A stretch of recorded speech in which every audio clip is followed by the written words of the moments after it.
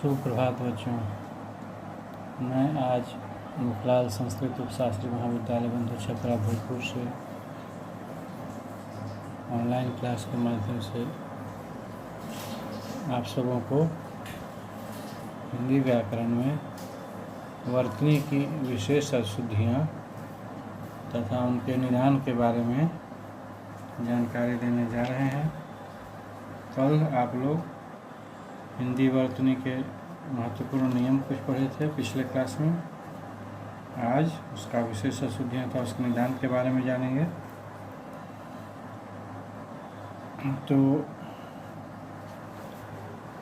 जो हमारी भाषा है, लिखने का जो भाषा है देवनागरी, यह देवनागरी लिपि संसार की अन्य सभी लिपियों से अधिक वैज्ञानिक मानी गई है, क्योंकि इसमें सभी ध्वनियों को व्यक्त करने की क्षमता तो है ही, साथ ही एक ध्वनि को व्यक्त करने के लिए एक ही लिपि चिन्ह है। फिर भी कुछ विद्यार्थी प्रायः वर्तनी संबंधी अशुद्धियाँ कर दिया करते हैं। इनमें विशेष अशुद्धियाँ कुछ जो है वो हम आप लोग को बता रहे हैं। इसमें मुख्य रूप से ट वर्गीय ण और त वर्गीय ण ये शुद्धियाँ हैं।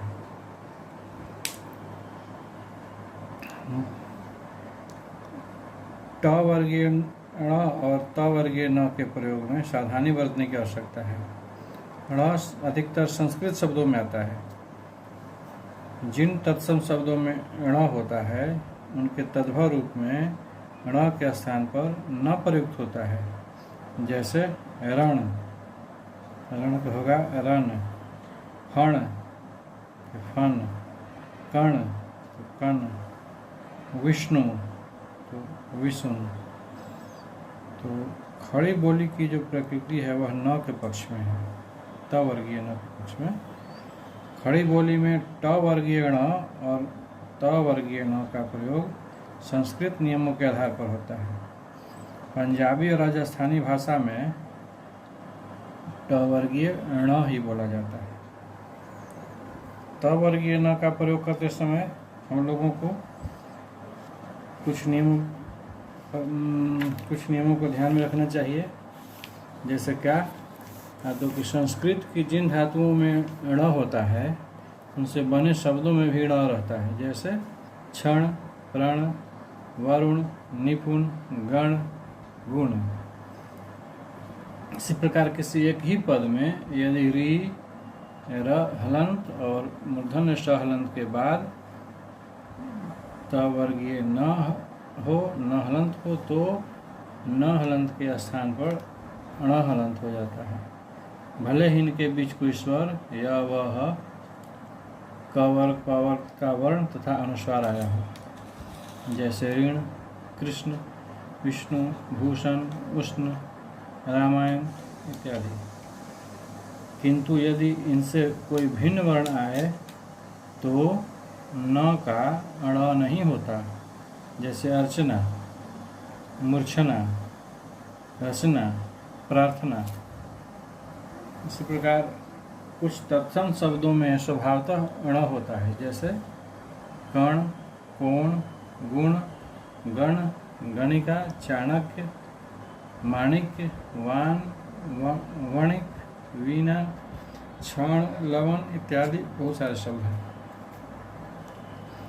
अब इसी प्रकार अण और अण की में जो जिस तरह विद्यार्थी लोग अशुद्धि करते हैं, उसी प्रकार च वर्गीय छ और यार का क्या क्षत्रिय वाला छ, जिसको देहाती में बोलचाल की भाषा में क्या कहते हैं,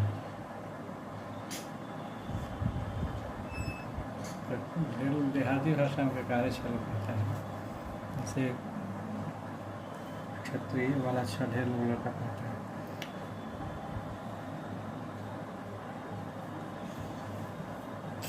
तो छ और छ की अशुद्धियाँ हैं। छ एक स्वतंत्र व्यंजन है, तो छ जो है संयुक्त व्यंजन है। यह जो है छ, यह क हलंत और मूर्धन्य श हलंत के मेल से बना है। तो यह छ में यह संस्कृत में अधिक प्रयुक्त होता है, जैसे शिक्षा, दीक्षा, समीक्षा, प्रतीक्षा, क्षत्रिय, निरीक्षक, अधीक्षक, समक्ष, क्षमा, क्षण इत्यादि बहुत शब्द हैं, जैसे नक्षत्र, अक्ष, बहुत सारे। अब ब और व की अशुद्धियाँ देखिए। एक है ब और व की अशुद्धियाँ। ब और व के प्रयोग के बारे में हिंदी में प्रायः अशुद्धियाँ होती हैं। इन अशुद्धियों का कारण है अशुद्ध उच्चारण हम लोग का। शुद्ध उच्चारण के आधार पर ही हम ब और व में भेद कर सकते हैं। ब के उच्चारण में दोनों होठ जो है हमारा जुड़ जाता है, और व के उच्चारण में निचला होठ ऊपर वाले दांतों के अगले हिस्से के निकट चला जाता है, और दोनों होठों का आकार गोल हो जाता है, वे मिलते नहीं हैं। ठेठ हिंदी में ब वाले शब्दों की संख्या अधिक है और व वालों की कम, और ठीक इसका उल्टा संस्कृत में है। संस्कृत में व वाले शब्दों की अधिकता है। संस्कृत से अनेक शब्द हिंदी में आया है। संस्कृत के ब वाले कुछ शब्द हैं, वो हैं बंध, बंधु, बर्बर, बलि, बहु, बाधा, बीज, बृहत, ब्रह्म, ब्राह्मण, बुभुक्षा। और संस्कृत के व वाले कुछ प्रमुख शब्द हैं। कुछ क्या? हाँ, तो वहन, वंश, वाक, वक्र, वंचना, वत्स, वदन, वधु, वचन, वर्जन, वर्ण, वन्य, व्याज, व्यवहार, वसुधा, वायु, विलास, विजय इत्यादि। तो संस्कृत में कुछ शब्द ऐसे हैं जो व और ब दोनों में लिखे जाते हैं और दोनों शुद्ध माने जाते हैं। ध्यान दीजिएगा, संस्कृत में कुछ शब्द ऐसे हैं जो व और ब दोनों में लिखे जाते हैं और दोनों ही शुद्ध माने जाते हैं। पर हिंदी बोलियों में इस प्रकार के शब्दों में ब वाला रूप ही अधिक चलता है। प्रायः व का ब होने पर या व का व होने पर या ब का व होने पर अर्थ बदल जाता है। जैसे वाहन व से लिखाएगा और वाहन ब से लिखाएगा, दोनों का अर्थ अलग हो जाएगा। शव और सब और शब दोनों का अर्थ अलग हो जाएगा। वार और बार दोनों का अर्थ अलग है। रब और रब, वाद और बाद, वात, बात, ये सब अलग अलग हैं।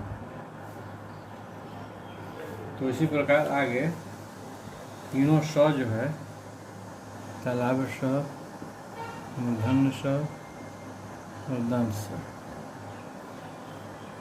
इसकी अशुद्धियाँ के बारे में हम लोग जाने। तो तालाब स, मूर्धन्य स और दंत स, यह अलग अलग अक्षर है, भिन्न भिन्न अक्षर है। इन तीनों की उच्चारण प्रक्रिया भी अलग अलग है, और उच्चारण दोष के कारण ही वर्तनी संबंधी अशुद्धियाँ होती है। उनके उच्चारण में कुछ बातों की सावधानी रखनी चाहिए। जैसे पहला बात, मूर्धन्य स केवल संस्कृत शब्द में आता है। मूर्धन्य स केवल संस्कृत शब्द में आता है। जैसे कषा, संतोष, भाषा, गवेषणा, द्वेष, मूषक, कषाय, पीयूष, पुरुष, शुश्रूषा, भाषा, सठ इत्यादि। और जिन संस्कृत शब्दों की मूल धातु में मूर्धन्य स होता है, उनसे बने शब्दों में भी मूर्धन्य स रहता है। जैसे शीश, धातु से शिष्ट धातु से शिष्ट, शेष आदि। इसी प्रकार संधि करने में क, ख, ट, ठ, फ, फ के पूर्व आया हुआ विसर्ग हमेशा मूर्धन्य स हो जाता है। इसी प्रकार यदि किसी शब्द में दंत स हो और उसके पूर्व अ या आ के सिवा कोई भिन्न स्वर हो तो दंत स के स्थान पर मूर्धन्य स हो जाता है। और इसी प्रकार ट वर्ग के पूर्व केवल मूर्धन्य स आता है, जैसे षोडश, षडानन, कष्ट, नष्ट। याद रखिएगा ट वर्ग के पूर्व केवल मूर्धन्य स आता है। ट वर्ग में ट, ठ, ड, ढ़, ण के पहले। इसी प्रकार री के बाद प्रायः मूर्धन्य स ही आता है, जैसे ऋषि, ऋषि, वृष्टि, तृषा। इसी प्रकार संस्कृत शब्दों में च, छ के पूर्व तालाब स हलंत ही आता है, जैसे निश्चल, निश्चल। और इसी प्रकार जहाँ तालाब स और दंत स एक साथ प्रयुक्त होते हैं वहाँ हमेशा तालाब स पहले आता है, जैसे शासन, शासक, प्रशंसा, नृशंस। इसी प्रकार जहाँ तालाब स और मूर्धन्य स एक साथ आते हैं वहाँ तालाब स के पश्चात मूर्धन्य स आता है, जैसे शोषण, शीर्षक, शेष, विशेष इत्यादि। इसी प्रकार उपसर्ग के रूप में निह, वी आदि आने पर मूल शब्द का दंत स पूर्वत बना रहता है, जैसे निःसंशय, निःसंदेश, विस्तृत, विस्तार। और यदि तत्सम शब्दों में तालाब स हो तो उसके तद्भव में दंत स होता है, जैसे शूली, सूली, शाक, साग, शुकर, सुअर, श्वसुर, ससुर, श्यामल, सांवला। इसी प्रकार कभी कभी दंत स हलंत के स्थान पर दंत स लिखकर और कभी शब्द के आरंभ में दंत स हलंत के साथ किसी अक्षर का मेल होने पर भी अशुद्धियाँ होती है, जैसे स्त्री जो है शुद्ध है, जैसे यह स्त्री जो शब्द है यह शुद्ध हुआ, लेकिन अगर हम लोग इसी को इस ऐसे लिखें स्त्री तो यह अशुद्ध हो जाएगा। इसी प्रकार स्नान, स्नान शुद्ध है, स्नान यह शुद्ध है, लेकिन अगर हम लोग लिखेंगे स्नान के अगर यही स्नान को स्नान तो यह अशुद्ध हो जाएगा। इसी प्रकार परस्पर शुद्ध है, लेकिन परस्पर में आधा दंत स है तो शुद्ध है, अगर परस्पर में दंत स पूरा हो गया तो गलत है। तो कुछ शब्दों के रूप वैकल्पिक होते हैं, जैसे कोश, कोश और कोश, केसर, केसर, केसर और केसर, कौशल्या, कौशल्या, तालाब स कौशल्या में एगो दंत स कौशल्या में, केसरी, केसरी,